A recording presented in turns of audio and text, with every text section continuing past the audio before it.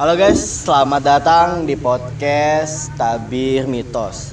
Di episode di podcast ini nih kita akan membahas mitos-mitos yang ada di berbagai daerah khususnya di Indonesia nih. Di episode pertama ini kita akan membahas tentang mitos-mitos yang ada di kota Banjarnegara. Langsung aja ke narasumber kita, Subhan Rafiq.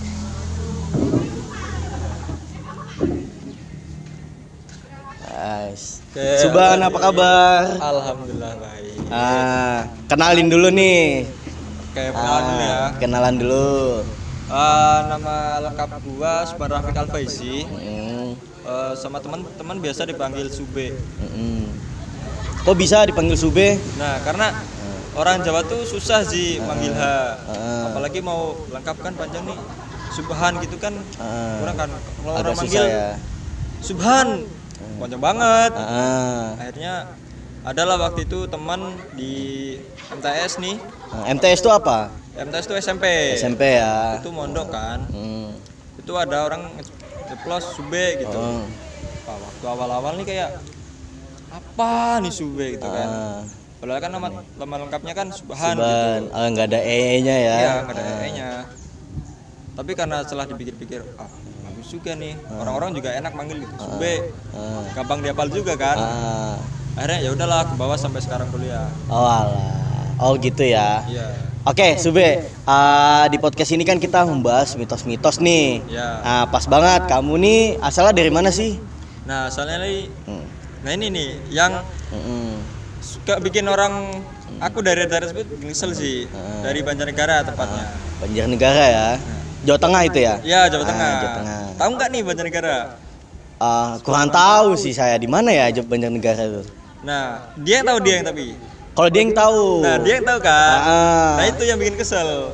Orang nih tahu Dieng, cuman nggak tahu Banjarnegara. Padahal Dieng itu kan kecamatan, cuman emang gede. Oh iya. Tapi orang nggak tahu Banjarnegara. Padahal nih kayak, tapi kalau Wonosobo tahu. Wonosobo tahu karena di Dieng.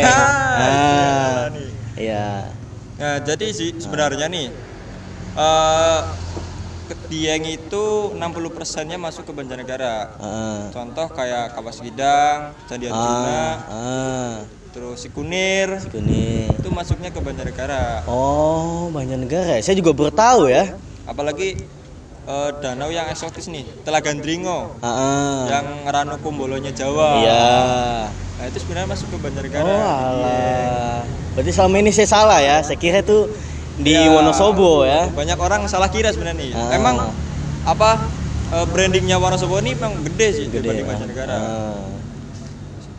Apalagi kayak UMK-nya kayak gitu promosinya emang kurang. Kurang ya. Oh berarti ini secara garis besar nih Banjarnegara ini sampingnya Wonosobo lah ya. Ya emang perbatasannya sama Wonosobo. Contoh kayak kita naik ke Gunung Prau nih, kita masuk base camp yang di Banjarnegara. Di puncak nih yang di Pelang itu, kita satu langkah nih ke Wonosobo, kita mundur di Banjarnegara lagi, kayak gitu. Oh, ya otomatis dekat banget lah ya Banjarnegara sama Wonosobo. Oke, berarti itu dataran tinggi ya? Ya, dataran tinggi. Dataran tinggi ya. Oke, karena di sini kan kita podcast Tabir Mitos ya. Di Banjarnegara sendiri nih, apa sih mitos-mitos yang beredar di daerah Banjarnegara? Nah, sebenarnya buat mitosnya sendiri agak banyak ya. Tapi banyak ya. Tapi kita bakal bahas yang mungkin orang nih kurang tahu lah. Oh, banyak yang belum tahu lah ya. Ini Pindah Sakwala Bangun. Pindah Sakwala Bangun. Ya, Pindah Sakwala Bangun. Itu apa sih Pindah Sakwala Bangun? Nah, mungkin banyak orang-orang nih yang baru dengar kan Pindah Sakwala Bangun. Jadi itu kayak secara garis besarnya kayak kita itu kayak pindah alam ke dimensi makhluk halus gitu. Oh, pindah alam itu kita secara sadar atau nggak sadar itu pindah alamnya? Nah, ini kurang tahu ya karena hal kayak gini tuh susah untuk dibicarain secara ilmiah gitu. Jadi kalau menurut kepercayaan nih Pindah Sakwala Bangun itu ada dua. Jadi kalau tanggal lahir kita ini berpas-pasan sama tanggal lahir Jawa, itu tanggal lahir kita bisa berubah.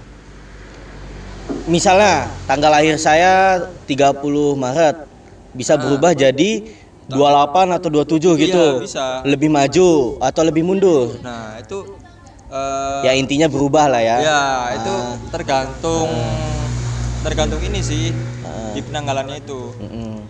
Aku kurang tahu sebenarnya, tapi itu menariknya kayak mitos yang apa di gunung-gunung nih. Itu kayak kita masuk ke dunia lain. Sebenarnya Oh iya. cukup keren nih. Wah, dunia paralel gitu kan. Kayak di film Interstellar nih. Oh apa tuh? Film apa itu? Jadi Baru dengar juga. di film itu kayak ada seorang ilmuwan itu tuh masuk ke lubang hitam dan balik lagi di bumi. Masuk lubang hitam, balik lagi ke bumi. Iya, susah dinalar tapi asik nih filmnya. Tapi ini beneran kejadian ya. Ya, Tapi mitos kalau ya. itu kan film cuman ya bisa kita lihat kan. Iya Walaupun iya. itu iya. khayalan sebenarnya. Walaupun itu khayalan ya. Jadi si ini tuh kayak ada di dunia kita tapi nggak kelihatan. Kita nggak ngeliat mereka tapi kita Tapi dia ngeliat kita. kayak ada garis-garis waktunya gitu sih. Oh iya. Nah itu yang menarik. Nah itu fenomena pindah alam ini kalau di dunia kita ya, apalagi di Indonesia, itu ya perihal kita ngelanggar pantangan, kita melanggar sombong di tempat gitu kan. Pantangan itu apa sih? Aturan. Aturan. Jadi kalau kita misal naik gunung nih, kita nggak boleh ganjil. Oh, tapi kita malah ganjil. Nanti kalau ganjil jadi genep gitu kan. 7 jadi 8 orangnya. Itu sama kayak film Bayu Skak yang kemarin ya. Ya. Sekawan Limo ya. Itu kayak filmnya Sekawan Limo guys. Kalau kalian udah pernah nonton, kayak gitulah kisahnya ya, mitosnya. Ngomongin Sekawan Limo, katanya di film itu ada pocong yang asli. Oh, ada. Katanya ada banyak penonton nih yang lihat. Coba guys kalau kalian lihat bisa komen lah ya di berapa nih. Coba kalian yang udah nonton Sekawan Limo nih, boleh nih komen-komen di mana nih letak pocongnya. Soalnya saya pas itu nonton Sekawan Limo itu nggak ngeh sih, karena itu kan filmnya komedi horor ya. Jadi nikmatin yang komedinya aja, walaupun horor tapi tetap lucu gitu. Soalnya pemerannya lucu-lucu, Bayu Skak dan lain-lain gitu. Apalagi genderuwonya kan ya. Genderuwo juga lucu. Kayak gitu doang ya. Iya kayak gitu-gitu doang. Nggak kayak film horor pada umumnya gitu. Iya, ini fun lah, kita nggak takut jadinya. Gitu. Oke. Kayak Pengabdi Setan itu kan emang yang pure horor, emang banyak jump scare-nya gitu kan. Oh iya Sube, tadi kan udah ini ya kita bahas apa tadi?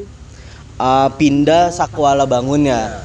Pindah Sakwala Bangun itu awal mulanya itu dari siapa sih yang nyiptain? Misalnya orang yang pertama tuh mungkin nenek moyang kali, dia cerita ke anak-anaknya atau gimana? Atau mungkin nenek moyang udah pernah ngerasain atau gimana? Ya kalau dulu kan di Banjarnegara sendiri itu kan orang-orang belum Islam ya.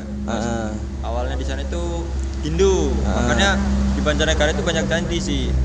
Banyak apa? Banyak candi. Oh, banyak candi. Candi. Salah satunya ya Candi Arjuna itu. Candi Arjuna. Okay. Nah, setelah kiai itu masuk kan, kiai. Nah, itu alhamdulillah lah di Banjarnegara itu banyak Islam. Cuman ya karena kepercayaannya nggak lepas nih. Nah, dari situlah mulai kayak kepercayaan Jawa nih. Campur berarti. Ya, campur. Ya. Apalagi yang di dataran tingginya nih, wah itu kental banget tuh kepercayaan Jawa. Ada Jawa. Mitos-mitos di sana kental tuh. Sekali contoh nih, ada juga kalau semisal pas prosesi pemotongan rambut gimbal. Jadi kalau si anak ini dia punya rambut gimbal nih, dia bilang, "Bu, besok kayaknya aku pengen cukur deh rambut gimbalnya nih."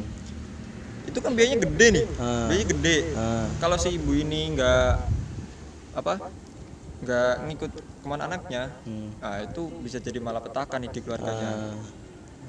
Karena di prosesi pemotongan rambut gimbal itu panjang, nanti ada acaranya itu panjang juga.